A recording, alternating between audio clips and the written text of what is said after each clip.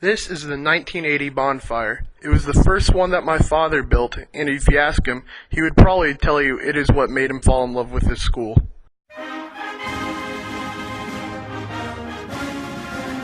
The tradition of bonfires started well before my father arrived at Texas A&M University. It has included thousands of Aggies who wanted to demonstrate their burning passion for their school and for their fellow Aggies.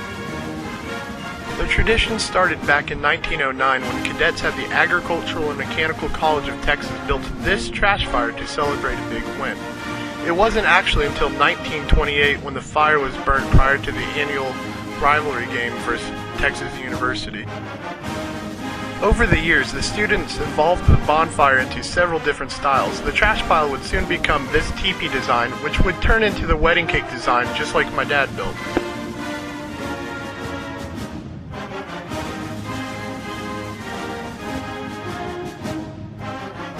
However, the bonfire wouldn't burn every year. In 1963, the students decided to deassemble their stack following the assassination of President John F. Kennedy in Dallas, Texas. They all agreed that it was all they had to give and the least they could do.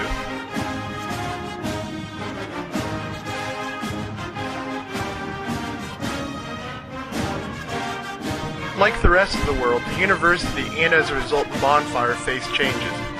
For the first time ever, there would be students not in the Corps cadets working on the bonfire. The students adjusted their leadership structure and carried on just like before. Soon, women would come to join the ranks as both students, then eventually cadets. This change took some time for the men to accept, but eventually, the women were working alongside men as fellow students and Aggies.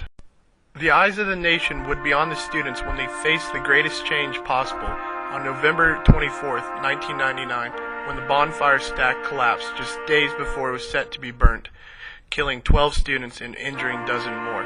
After a university-sanctioned report was complete, the bonfire was banned from campus. Following the collapse, students and former students gathered to give support to those affected and to each other. During this time, the whole state united as one.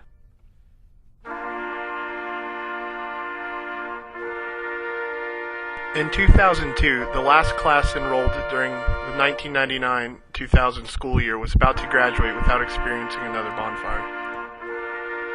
Faced with the threat of bonfire going away forever, students built and burnt a trash fire just like the original fires, except off campus in what they called the Unity Project.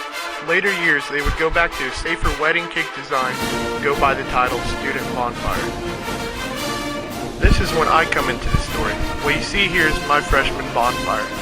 Through building this, I bonded with hundreds of my fellow students and kindled a burning passion for my university.